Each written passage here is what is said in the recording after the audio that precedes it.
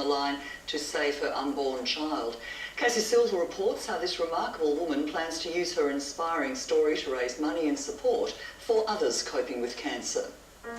People have hope and people can do incredible things. There's barely anyone that you can come across these days that hasn't been touched by cancer. Rachel Kirith understands the power of a mother's love. She was prepared to die for her unborn baby. You know, as mothers, we're designed to protect our children, and here I am having to decide between whether it's my life or my baby's life. Just 3 years after losing her own mum to a long battle with breast cancer, Rachel was forced to face the disease again when she was diagnosed. The diagnosis wasn't good because of my young age and the aggressive nature of the cancer, and it was quite extensive. Following surgery to remove her breast came what should have been happy news. She was pregnant, but because of her cancer, the outlook wasn't good. I sought a lot of advice and was essentially told that I should terminate the pregnancy,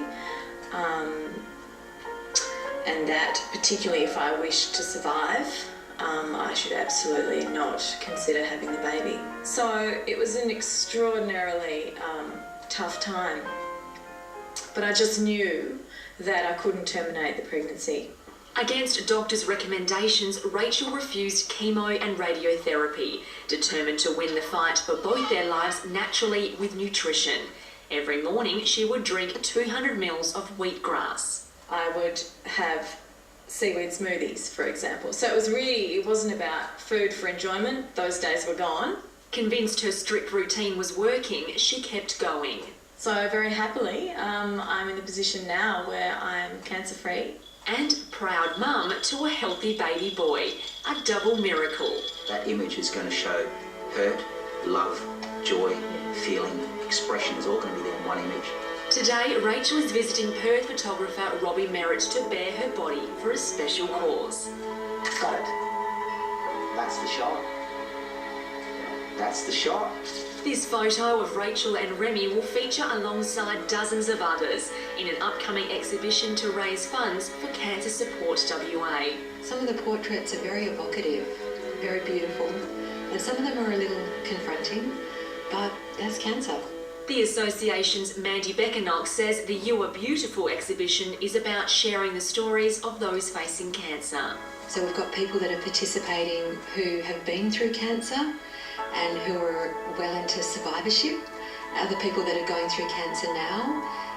We've also got carers. I would feed him, I would bathe him. If he had seizures, I would be the first to pick up the phone. Lisa Taylor has been surrounded by cancer for much of her life. As a child, she watched her dad battle the disease. Then, as an adult, she nursed boyfriend Nick through brain cancer until he passed away 2 years ago. I think as a carer, you do so much for your loved one that you never really get time to do anything special for yourself. Until now. Today, Lisa's seeing her finished portrait for the first time. Oh, wow. I knew you'd love it. That glass is fantastic. I love it. I absolutely love it. I never want to put a picture on paper ever again. Like Lisa's portrait, every photo will be powder coated onto glass.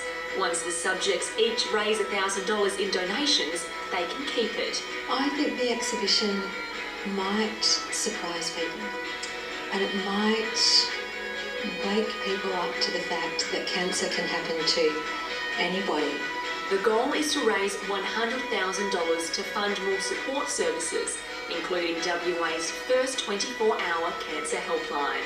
With my image, I hope that it confronts people, but in a powerful way, to get involved and to offer their support. To come here and get Robbie Merritt to take your photo and to see it on a big portrait and exhibit it in Perth, I mean, how exciting is that?